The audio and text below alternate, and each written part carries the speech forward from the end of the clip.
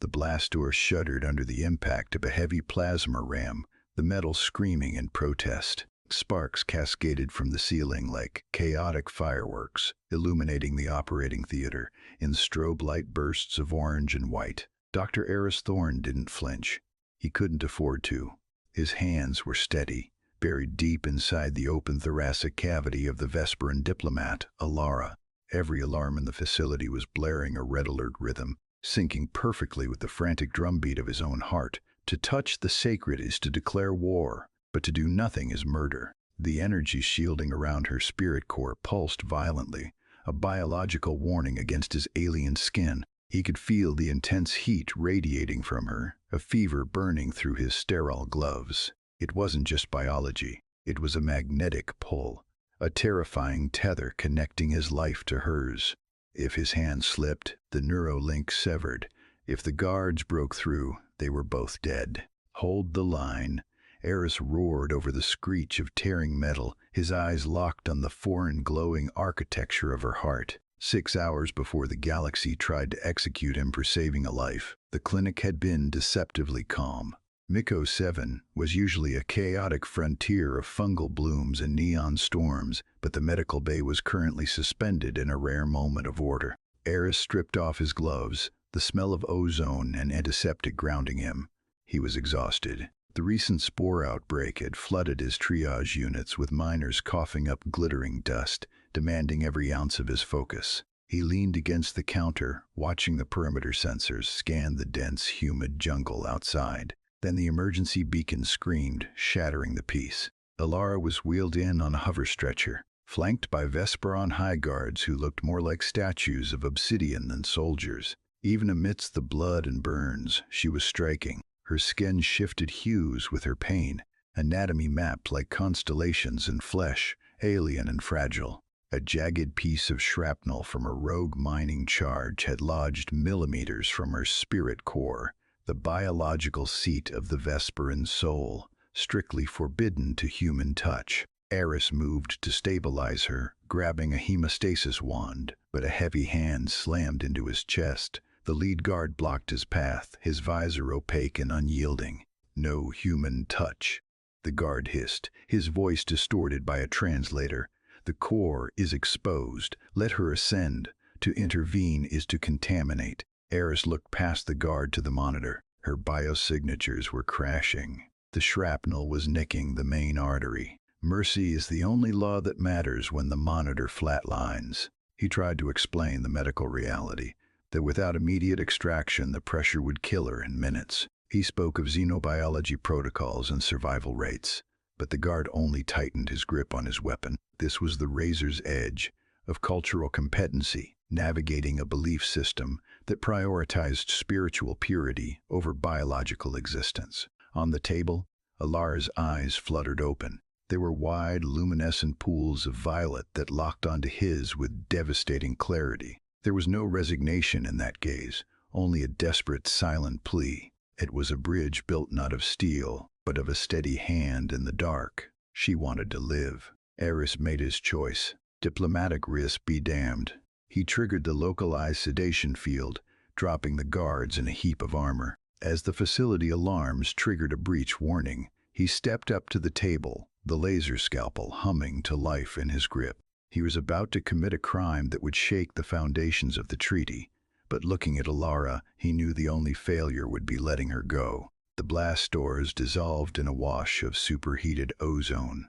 Eris didn't look up.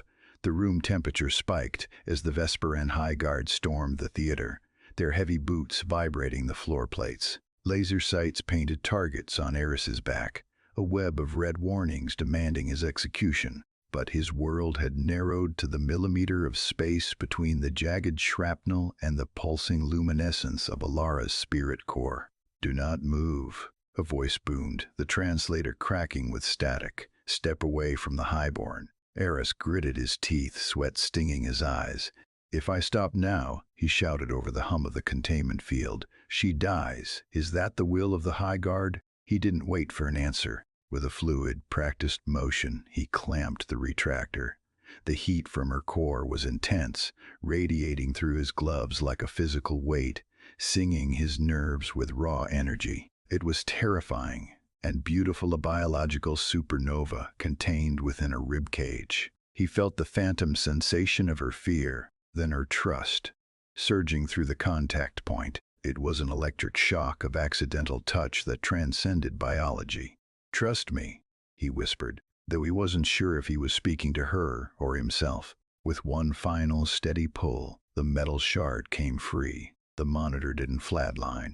It sang a steady, rhythmic chorus of life. The spirit core flared brilliant white, blinding the sensors, before settling into a deep, healthy violet. Eris dropped the bloody shard into a metal tray clink and raised his hands. "She's stable." Her rifle butt slammed into his shoulder, sending him to his knees. The pain was sharp and white-hot, but as they dragged him away, he locked eyes with Alara one last time. She wasn't looking at her guards. She was looking at him, her hand reaching out across the sterile divide, her chest rising and falling with the breath he had given back to her. 3 years later, the orbital slums of Sector 4 were a vertical maze of neon and steam, a place where gravity felt heavier and the air tasted of recycled rain. Eris wiped his hands on a rag, the hum of a jury-rigged healing lamp fading in his cramped clinic. He was no longer, doctors said, Thorn of the Federation. He was just the guy who stitched up dock workers and smugglers for credits. He had lost his license, his rank, and his home. The diplomatic fallout had been catastrophic initially, threats of embargoes, skirmishes on the border, but he had never regretted the trade. The chime of the clinic door signaled the new patient. "We're closed," Eris called out, not turning around as he organized his limited supplies. "Come back at dawn." "I was told this is where the interspecies healing pact began," a voice replied.